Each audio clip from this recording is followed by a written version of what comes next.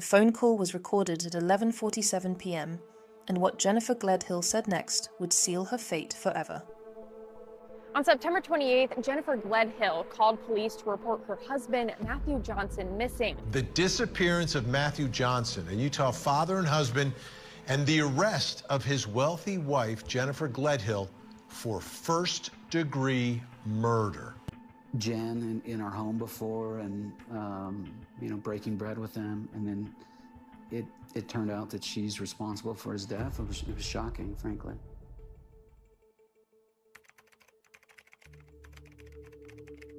Hi everyone, my name is Sophie, and today we're going to take a look at another horrible case with you. Jennifer Gledhill and Matthew Johnson seemed to have it all. Living in their $1 million home in Cottonwood Heights, Utah, they appeared to be the perfect family, a devoted military husband and a caring mother raising their 3 children aged 11, 7 and 5. Matthew, 51, was a respected member of the Utah National Guard's 19th Special Forces Group, a Green Beret who had served his country with honor for over a decade. His fellow soldiers described him as brilliant, reliable, and someone you could always count on for answers. Jennifer, 42, was seen as a devoted mother and supportive military wife who many of Matthew's friends described as nice, kind of a homebody. The family lived quietly in their upscale neighborhood, and to the outside world, everything seemed normal. But beneath the surface of this seemingly perfect marriage, cracks had begun to form months earlier. The couple had been considering divorce since July 2024, and court documents revealed a highly dysfunctional relationship that had been deteriorating for some time. In August 2024, Jennifer filed for a temporary protective order against Matthew, claiming she needed protection from her husband. However, when the case went before the court, the judge made a decision that would prove to be fatally significant. 3rd District Commissioner Russell Minus examined the evidence Jennifer presented and found that the videos she submitted actually showed her as unafraid and equally confrontational toward him. The commissioner noted that text messages from Jennifer to Matthew were repeatedly berating, belittling, and demeaning, if not outright attempting to goad him into a violent response. On September 16th, 2024, just days before the tragedy that would shatter their family forever, Commissioner Minus dismissed the protective order, ruling that no abuse had occurred. He wrote something that now seems hauntingly prophetic. The conduct of the parties over the past several months is representative of a highly dysfunctional marriage bringing out the worst in the parties, clearly suggestive that an action for divorce should have been filed long before reaching the current state of affairs. What the commissioner didn't know was that Jennifer had already made a decision that would ensure divorce proceedings would never be necessary. In the weeks leading up to September 2024, Matthew's behavior began to change dramatically. According to his friends, Jennifer's erratic behavior had become so disturbing that Matthew spent much of the final weeks of his life sleeping at a National Guard facility out of concerns about his safety. In one of his last conversations with his longtime friend, retired Utah National Guardsman Kevin Thompson, Matthew had really come to the conclusion that a divorce needs to happen, and it is time to move on. But Matthew never got the chance to move on. What Matthew didn't fully realize was that Jennifer had been living a double life. She was having an affair with another man, someone who would later become the key to unraveling the entire case. This wasn't just a casual fling. It was an intense relationship that consumed Jennifer's thoughts and emotions. On September 19th, 2024, just 2 days before the murder, Jennifer showed her lover something that should have been a warning sign. She displayed a loaded gun to him, a Glock 19X that she kept in their home. At the time, he probably thought nothing of it. After all, many military families owned firearms. But prosecutors would later reveal that Jennifer had been calculating and methodical in her planning. She had arranged for their 3 children to stay at her parents' house the night she planned to kill their father. The stage was being set for a confrontation that would end in tragedy. September 20th, 2024, started like any other day, but by evening, the fragile facade of the Johnson-Gledhill marriage would finally crumble. Matthew had discovered the truth about his wife's affair, and witnesses would later report hearing a heated argument between the couple that night. According to Jennifer's later confession, Matthew confronted her, yelling at her, because he knew she had been sleeping with someone else. The argument was intense, with years of marital problems finally exploding into the open. But what happened next would haunt everyone who learned about it. In the early hours of September 21st, 2024, as Matthew lay sleeping in their master bedroom, completely vulnerable and unaware of the danger he was in, Jennifer made a decision that would destroy multiple families forever. She took his own 9mm handgun and shot her husband in the head while he slept. According to her own confession, she then put Matthew's body into a rooftop storage container, sliding it down the stairs of their home before loading it into the back of their minivan. She smashed his phone and drove his truck to a nearby neighborhood, abandoning it blocks from their home. Then, in what can only be described as a methodical cover-up, Jennifer drove north with her husband's body and buried him in a shallow grave at a location that remains unknown to this day. When she returned home, she began an extensive cleanup operation. She bleached the walls, used carpet cleaning supplies throughout the master bedroom, and ordered a new mattress to replace the blood-soaked one where Matthew had been killed. The mattress arrived just 2 days later, but Jennifer's most critical mistake was yet to come. On September 22nd, just before midnight, Jennifer showed up at her lover's home and made a confession that would ultimately lead to her arrest. She told him everything: how she had killed Matthew, how she had disposed of his body, and how she had cleaned up the crime scene.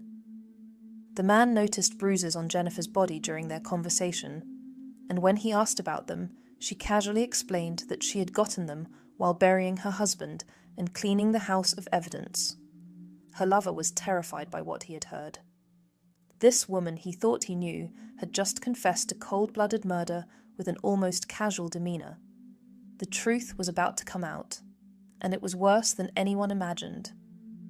Jennifer's lover was so disturbed by her confession that he decided to record their next phone conversation. When he told Jennifer that he was frightened by what she had told him, her response was chilling, and would become one of the most haunting pieces of evidence in the case. "Wow, if you think I could even hurt a fly," she said. "Like he's not a person. He wasn't a person anymore. He wasn't Matt." The cold detachment in her voice was unmistakable. She had dehumanized her husband so completely that his death meant nothing to her. But Jennifer's disturbing revelations didn't stop there. When her lover asked if she would be afraid if the situation were reversed, Jennifer replied, "Not if I deserved it. I always preached that I was like the Queen of Hearts in my past lives because I'm like off with their heads. I'm like, if we could just round up the scum of this earth and put them on an island, or just kill them all, I could shipshape this country back to a good place." Jennifer also asked her lover not to think of her as a monster and to remember who she was before she opened her mouth. The irony was not lost. She was asking for understanding after confessing to murdering the father of her children in cold blood. What made this conversation even more significant was that it took place before Matthew was officially reported missing. Jennifer was already referring to her husband in the past tense, even though no one else knew he was dead. 6 days after her confession to her lover, Jennifer finally reported Matthew missing to police. She told them that Matthew had said he would be gone for a week and told her not to call him. Meanwhile, the Utah National Guard had already begun searching for Matthew when he failed to report for duty on September 23rd.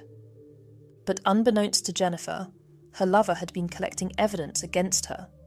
He had taken screenshots of their text messages and recorded their phone conversations. On October 2nd, 2024, he finally contacted police with information that would crack the case wide open. What happened next would shock even the most seasoned investigators. When Cottonwood Heights police executed a search warrant on the Johnson-Gledhill home on September 28th, they discovered a scene that told a very different story than the one Jennifer had been telling. In the master bedroom, investigators found a large blood-stained spot in the carpet underneath the bed. Blood was also found on the bed frame slats, which corroborated exactly what Jennifer had told her lover. The house reeked of bleach, and there were reddish-brown spots on the walls, bed frame, and blinds. Most tellingly, the mattress in the bedroom was brand new. Phone records would later show that Jennifer had ordered it on September 24th, just 3 days after the murder, and it had been delivered 2 days later.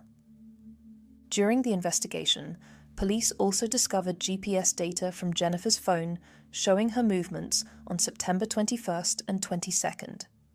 The data showed her travelling to the location where Matthew's truck was found at around 6 a.m., and later tracking her journey north toward Davis County, exactly where she claimed to have buried his body.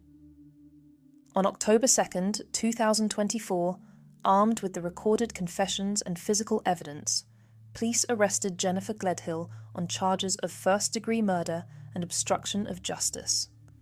But the investigation was far from over. On October 24th, 2024, Jennifer's parents, Thomas Gledhill, 71, and Rosalie Gledhill, 67, were also arrested and charged with 4 counts of obstruction of justice. Police discovered that the couple had spent over 5 hours at Jennifer's house in late September, despite initially claiming they were only there for less than an hour to pick up clothing. Investigators found that Rosalie had purchased the new mattress and had her phone remotely reset, losing all data about her whereabouts during the cleanup period.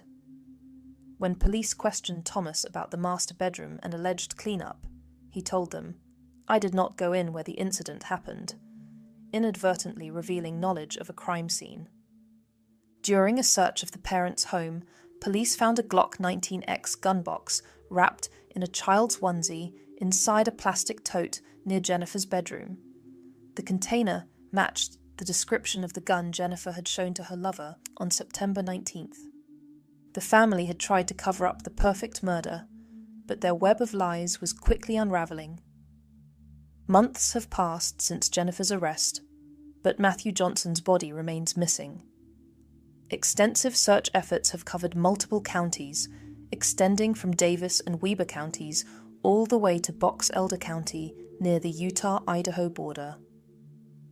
Over 70 searchers have participated in the ongoing efforts to find Matthew, including law enforcement, volunteers, and Matthew's own military friends who have organised their own search parties. As his friend Kevin Thompson said, the fact that the search is now in its 5th month keeps them up at night. John Hash, Matthew's fellow Green Beret who served with him for 12 years, has been frustrated by the ongoing search efforts. He said, "Having had Jen in our home before, breaking bread with them, it turned out she's responsible for his death. It was shocking, frankly."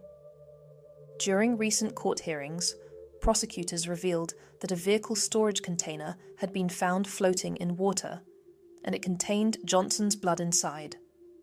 This discovery provided additional physical evidence linking Jennifer to the crime, but Matthew's body still hasn't been recovered.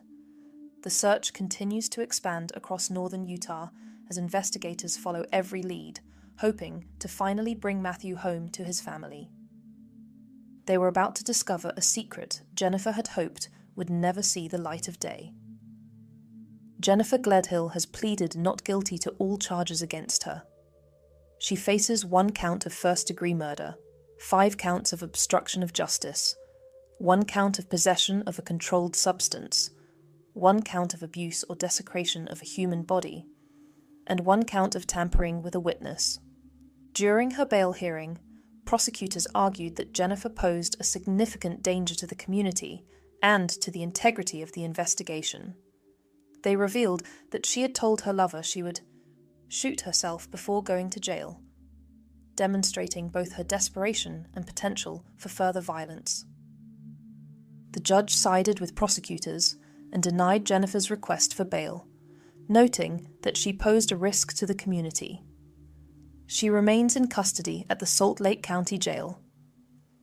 Adding another layer of complexity to the case is the question of Matthew's $500,000 Prudential life insurance policy, with Jennifer named as the beneficiary. With Jennifer facing murder charges and Matthew's body still missing, Prudential has asked the court to determine who should receive the money. Jennifer's trial is scheduled to begin on December 8, 2025, and is expected to last 8 days. Perhaps the most heartbreaking aspect of this case is the 3 children who have lost both parents, 1 to murder and 1 to prison. Matthew Johnson's family has released a statement through their victim representative saying, "We are hopeful that we will find Matt soon, or that Jennifer or someone will come forward with the location of his body so we can properly lay him to rest." The prosecution's theory is straightforward but chilling. Jennifer Gledhill killed her husband because he discovered her affair and she wanted to be free to pursue her relationship with her lover. Rather than go through a messy divorce that might have resulted in shared custody and financial obligations, she chose murder. As we await Jennifer Gledhill's trial in December 2025, one question haunts everyone involved in this case. How does a mother of 3 justify destroying so many lives for the sake of an affair? Perhaps we'll never fully understand the depths of Jennifer Gledhill's selfishness and cruelty.